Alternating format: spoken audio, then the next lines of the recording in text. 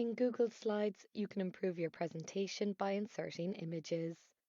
Google Slides allows you to add images from various sources, such as your computer, Google Drive, Photos, and Google Images. In this video, see how to locate and insert images into your presentation. There are numerous ways you can add images to your Google Slides presentation. One way is via the Insert menu. Open the Insert tab and hover over Image.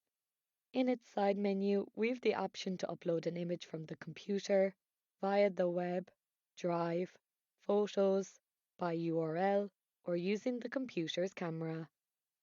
Select the option Upload from Computer. This opens the File Explorer window, where you can select a file, then click the Open button at the bottom right. The chosen image now appears on the currently displayed slide. As this image is very large, we'll have to resize it to fit within the slide. When an image is selected, resize handles appear around the circumference of it. Click and drag these handles to resize the image. I'll then click and drag from the center of the image to move it to another area of the slide. Click away to remove the selection. We can also browse and insert images from Google Drive. On the right of the toolbar, click the Insert Image button and select the option Drive. A Google Drive side pane opens on the right. The images saved to My Drive are currently displayed in grid mode. To change this, click the List button at the top right. The images are now displayed in a list format, and the image preview is a lot smaller.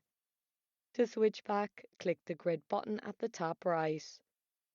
Within this pane, my images are also divided into the tabs Recent, My Drive, and Shared with Me. I'll switch to the My Drive tab. And here we can search through My Drive folders, as well as any images I've saved to My Drive.